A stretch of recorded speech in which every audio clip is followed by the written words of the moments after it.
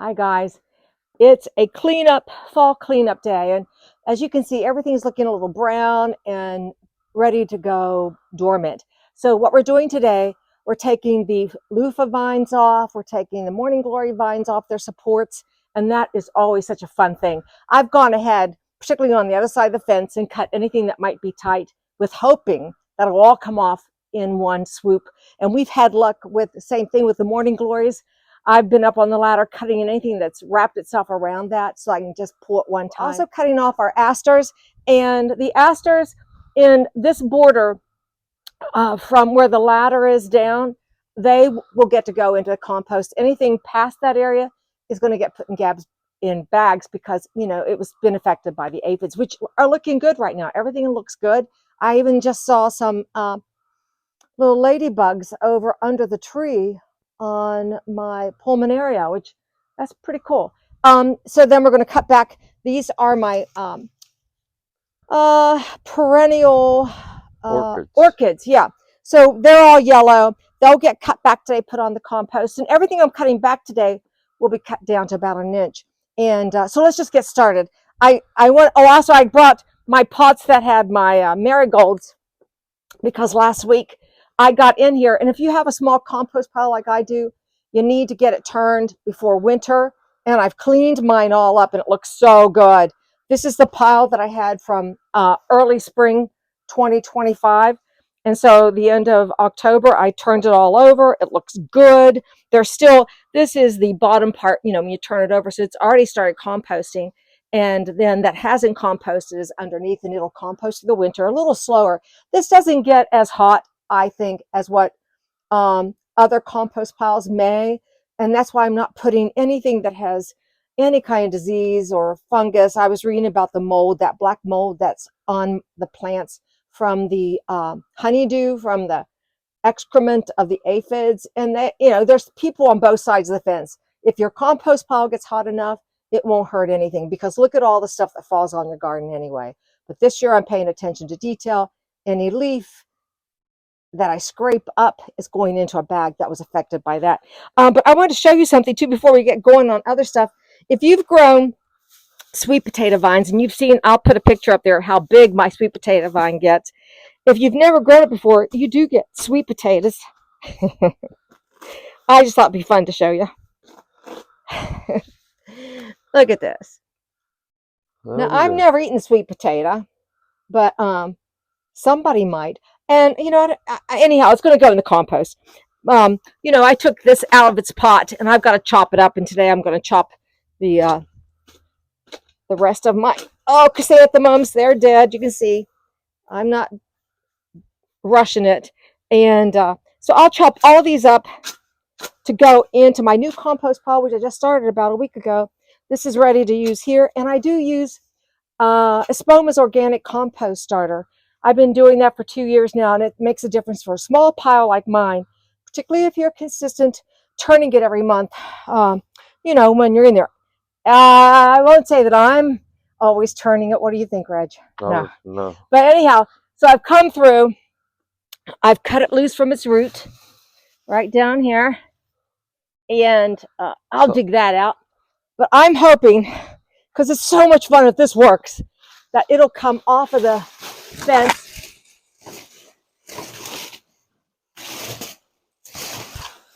Yeah, like this.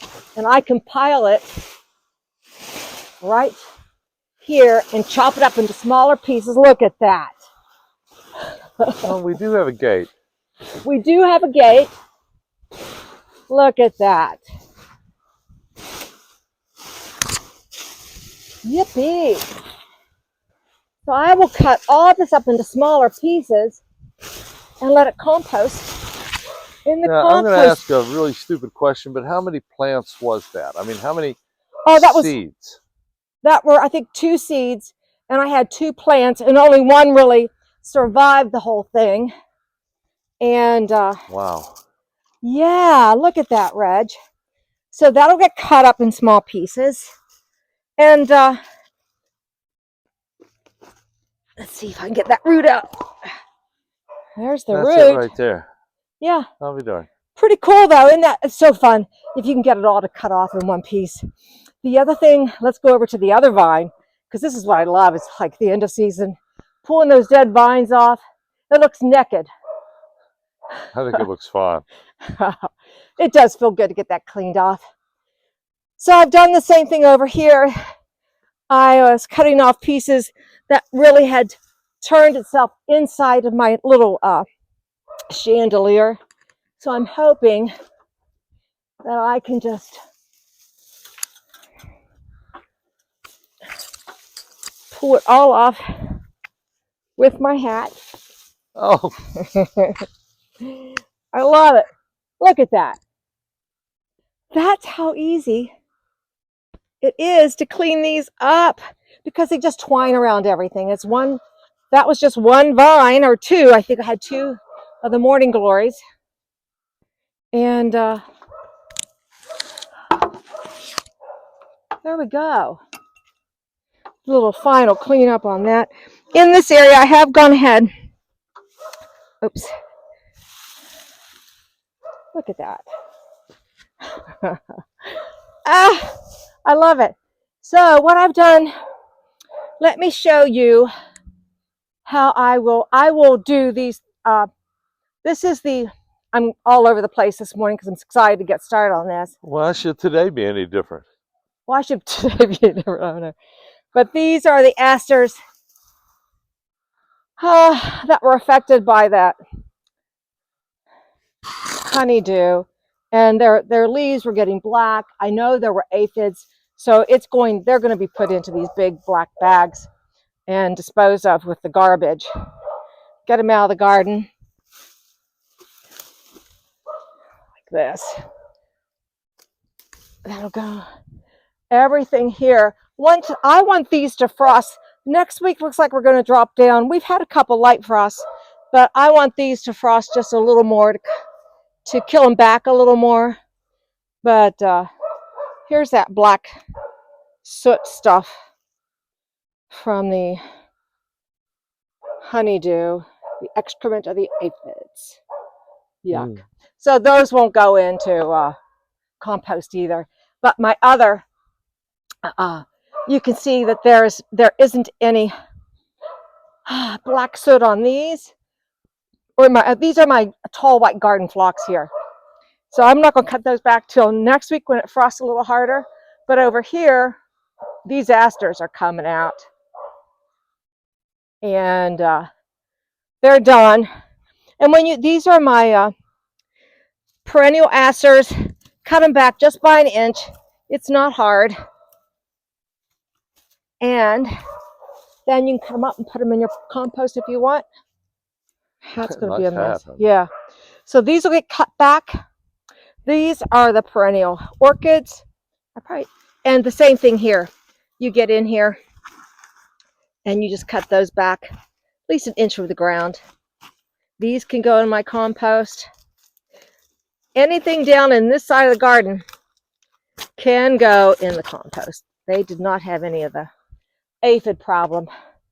So it's a matter of cleaning that up. This is my little lime hydrangea that I bought earlier. Yeah, I'm going to leave their seed heads on just for a little interest, along with all of my sedum autumn joy sedums, which are these beautiful sedums right here. They're going to stay up for the winter because they always look nice. I have some sedum over here, but it's not looking as strong or healthy as those. So I'm going to take it out today, and you're just going to do the same thing. Take it clear down to the ground.